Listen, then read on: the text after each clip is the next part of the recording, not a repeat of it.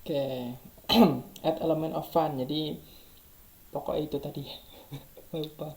Jadi jadilah orang. Terus intinya adalah sharing. Jadi kalau misalnya kalian punya masalah apa, ya nggak semua masalah sih. Intinya adalah kayak pura-pura aja. Kadang-kadang juga harus berpura-pura semacam itu. Kayak eh misalnya kalian tentang fashion, misalnya jualan fashion macam-macam itu, kalian mungkin bisa sharing tentang masalah-masalah untuk mix and match baju seperti itu ya. Seperti yang saya bilang tadi, walaupun mungkin kalian sebenarnya tahu banget mix and matchnya seperti itu, tapi kalian ibaratnya adalah nyari masalah yang kira-kira relate banget sama produk kalian tuh apa. Nah, kalian bisa sharing secara santai-santai itu di Instagram stories kalian atau mungkin di feed kalian seperti itu, atau mungkin bikin meme atau apapun itu yang kelihatan lebih fun, jadi orang itu lihatnya nggak sekedar kayak jualan jualan jualan jualan jualan itu aja. Nah ini ya, jadi bikin meme, bikin apa ketika kalian ada apa namanya, ada event tentang politik misalnya kalian dukung siapa, bisa dimasukkan di situ. Nah tapi sedikit, kalau bisa ya hindari sesuatu yang memang apa namanya, memang agak sensitif, nah semacam itu. Tapi kalau misalnya memang banyak orang yang ngedukung terhadap suatu isu, ya kalian mungkin bisa ikut-ikutan ngedukung itu sendiri. Nah jadi bisa kelihatan bahwa brand kalian tuh nggak sekedar kayak stand for your brand tok, tapi memang kalian tuh peduli terhadap lingkungan juga. Entah itu lingkungan nggak selalu harus selalu yang green green semacam itu ya, anggap aja ya intinya adalah isu-isu yang ada di lingkungan kalian. Jadi memang benar-benar bahwa brand kalian tuh memang apa namanya, hidup, nah semacam itu.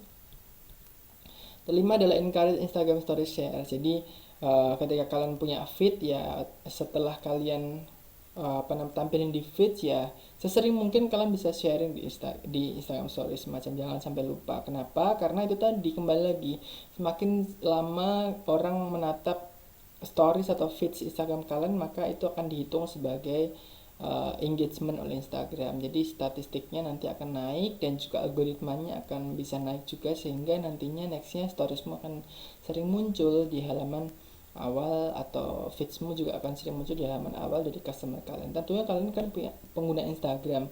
Stories yang bulat-bulat di atas itu yang muncul adalah stories-stories yang sering banget kalian lihat. Dengan stories-stories elemen kalian yang belakang-belakang yang nggak pernah kalian lihat itu tidak akan pernah muncul di halaman awal, kecuali kalian ngetik nama mereka terus kalian lihat storiesnya, nanti akan muncul. Tapi kalau misalnya tidak sering kalian lihat, ya mereka akan hilang dengan sendirinya. Itu yang akan bikin apa ya, nyesek, nah semacam itu.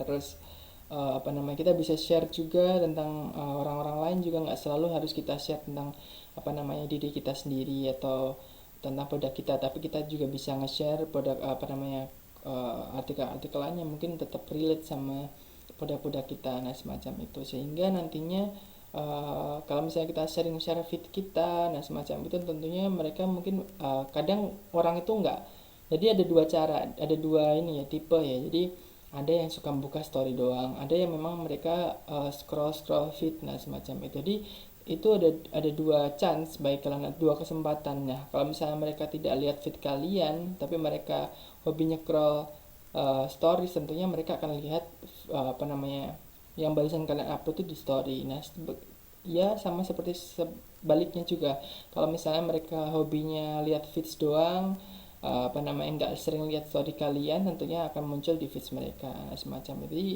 ya daripada apa namanya, satu cara, kenapa nggak dua cara aja, padahal tinggal kayak send to story doang, semacam itu.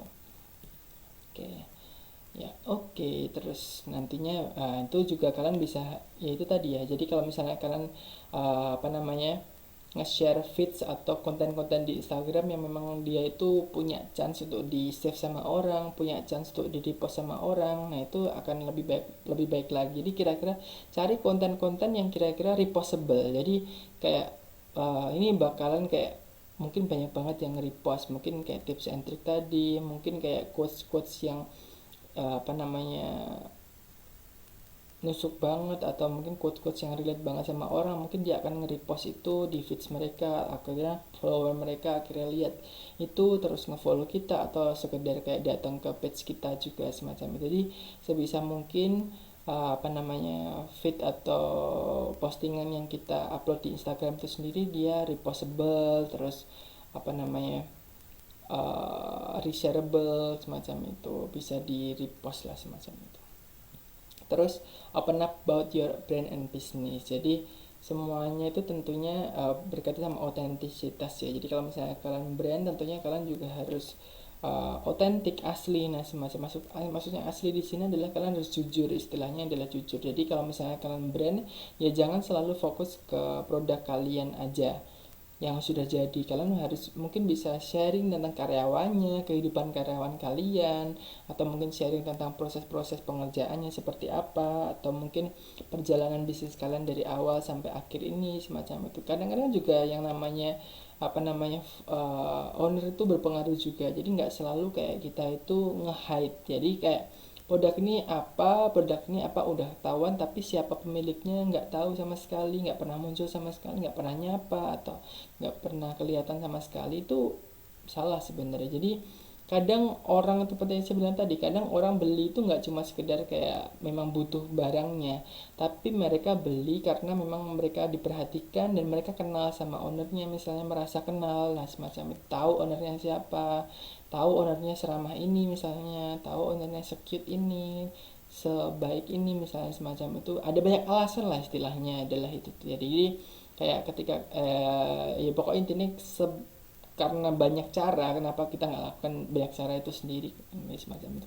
Karena kalau kita hanya lakukan dengan satu cara, tentunya mungkin chance-nya untuk orang beli itu juga akan semakin sedikit, tapi dengan banyak cara tentunya chance-nya makin besar. Nah, semacam itu.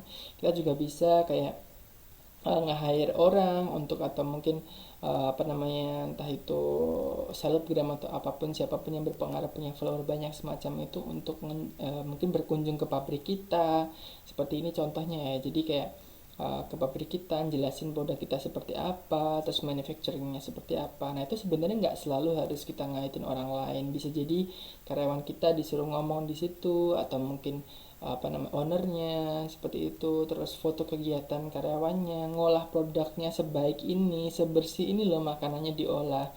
Nah, sebersih ini loh apa namanya, mereka pakai gloves, pakai apa namanya, face mask dan sebagainya untuk menjamin bahwa produknya itu memang anti corona, misalnya semacam itu. Jadi ada banyak orang yang ngesepelein masalah kayak, oh ini kayak gini aja kok dibeributin, padahal banyak orang juga kayak misalnya kakak saya nih contohnya, dia itu sangat sangat sangat sangat apa namanya, berhati-hati sekali dalam membeli produk, apalagi di musim corona ini sendiri. Padahal ini udah kayak biasa aja orang berlalu lalang, tapi kakak saya adalah salah satu yang mungkin bisa dibilang sangat apa namanya,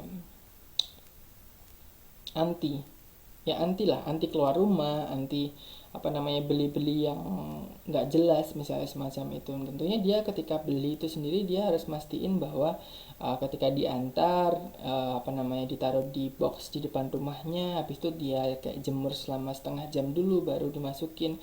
Kadang makanan juga harus di microwave dulu baru disajikan ke anaknya, padahal sebenarnya itu masih hangat dan sebagainya semacam itu. Jadi banyak sekali orang yang memang punya itu tadi, kepentingannya berbeda-beda. Jadi make sure bahwa kalian tuh tahu sebenarnya siapa target market kalian, dan ya masing-masing orang punya karakter yang berbeda-beda, tentunya ya sebisa mungkin kalian fasilitasi mereka. Terus nah itu sendiri. Jadi peran peran dari orang-orang itu sendiri sekarang benar-benar kayak langsung ya. Jadi mungkin kalau dulu itu penjual adalah apa namanya, pembeli adalah raja, nah semacam itu. Nah, penjual hanya menyediakan, nah semacam itu, serve si pembeli. Nah, kalau sekarang mah enggak. Jadi dua-duanya punya posisi yang sama, ya sama-sama membangun apa namanya, brand juga. Nah, kalau misalnya kalian lihat di Shopee juga, pembelinya juga bisa kita kasih nilai juga, selain penjualnya kita kasih nilai juga, dan semacam itu. Penjual sekarang juga bebas mau nanya apa aja ke pembeli, mau di komen, mau di DM, nah semacam itu. Penjual juga sekarang bisa shout out atau mungkin komentar negatif tentang produk kita kalau misalnya produk kita tidak bagus, atau datang pecah atau apapun, nah semacam itu. Jadi mereka berhak berkomentar seperti itu. Sama halnya pembeli juga sama, bisa berhak kayak berbagi cerita tentang penjual yang ini yang lucu semacam itu. Tapi ya tetap menurut saya adalah bawa pribadi yang bagus. Kalau misalnya kalian mendapati pembeli yang ngeselin, ya kalian anggap itu sebagai bahan candaan di Instagram kalian, sehingga orang lain akan kayak oh, oke, semacam itu, it's still okay, jadi nggak anggap diri kalian itu sebagai diri yang negatif. Nah, semacam itu. Jadi question and answer itu penting. Jadi kalau misalnya intinya adalah keberadaan suatu brand itu sendiri untuk menceritakan dia itu siapa, detail dari produknya itu seperti apa, terus kualitasnya seperti apa, testimoni misalnya, atau mungkin ada video-video menjelaskan detail mengenai produknya, itu akan lebih bagus lagi. Nomor 7 adalah write longer caption. Jadi sebenarnya ini males banget ya. Jadi ngapain kita bikin caption yang lama-lama? Tapi kembali lagi seperti tadi, kalau makin lama kita menatap sebuah feeds orang, sebenarnya itu makin lama kehitungnya di algoritma Instagram. Ternyata seperti itu, saya juga baru tahu. Jadi makin banyak atau makin panjang caption yang kita tulis, tentunya yang menarik ya. Kalau nggak menarik pasti di skip. Panjang apa yang kita baca. Nah, semacamnya. Tapi kalau misalnya kata-kata awalnya aja udah menarik, tentunya orang akan bertahan di situ untuk ngebaca. Nah, ketika orang bertahan di situ untuk ngebaca, si algoritma Instagram itu sendiri dia akan ngedetek bahwa kita itu tertarik sama itu lama. Nah, karena lama itu nanti dia akan chance-nya lebih banyak muncul. Beda lagi kalau misalnya kita kayak skip, scroll, cuma lihat fotonya doang, like doang, semacam itu. Tapi kalau misalnya kita baca, dia akan ngitung Instagram algoritmanya semacam itu. Jadi makin banyak, tentunya itu tadi ya, jadi makin banyak pun juga harus ada konsepnya. Kalau misalnya kalian nulis membual tanpa ada artinya, tentunya itu tidak akan bikin engagement naik juga, karena orang akan nge-skip itu, kayak ini opo sih. Nah, semacam itu. Tentunya ya itu tadi, kata-kata awalnya harus menarik, mungkin bisa ngajak ke suatu tempat juga. Maksudnya adalah ya kayak gini ya, jadi check out our stories today to see what we got up to. Nah, jadi selain dia captionnya udah cukup panjang, dia juga ngajak kita untuk ngecek Instagram storiesnya juga. Jadi double shot nih, bisa dibilang semacam itu. Jadi pertama orang engagementnya didapat dari feedsnya, kedua adalah engagementnya didapat dari story yang mereka sajikan, karena dia di feedsnya sendiri ngajak kita untuk melihat storynya, semacam itu. Nah, nomor 8 adalah share data your audience will love. Jadi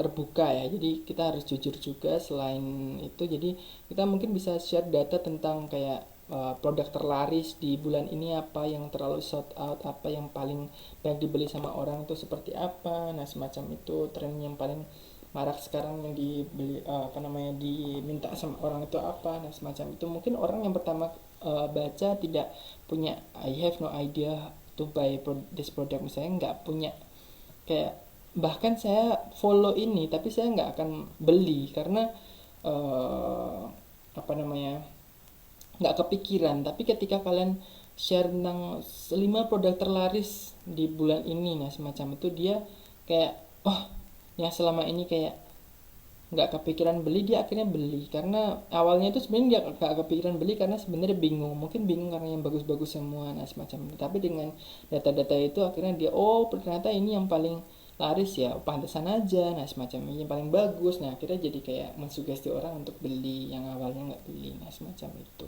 Jadi padahal sebenarnya semua itu bisa direkayasa, tapi ya itu tadi, permainan media itu kan sangat penting sekali, sehingga kita harus mikir berapa kali untuk kayak nge-influence orang untuk ngelakuin sesuatu hal yang sebenarnya kita pengen. Nah, salah satunya adalah kayak gini ya. Jadi di Spotify mungkin dia kasih kayak, kalau ini mah data beneran ya, mungkin ya semacam itu ya. Jadi kalau ada, kita bisa bikin data yang asal-asalan juga bisa, berdasarkan selera konsumen, tapi berdasarkan selera kita, bisa dari selera konsumen juga bisa. Kalau misalnya yang ternyata datanya juga benar, juga nggak ada masalah sama sekali. Misalnya kayak Spotify ini ternyata top artisnya siapa, 1, 2, 3, 4, 5, sehingga mereka akan lebih kayak notice ke beberapa artis ini sendiri, ngeklik siapa sebenarnya ini sih, saya pengen ngeplay lagunya, nah semacam itu. Jadi ya, share data ke customer itu sendiri, sehingga mereka bisa tahu sebenarnya di dalam produkmu itu, dalam perusahaanmu itu ada apa aja,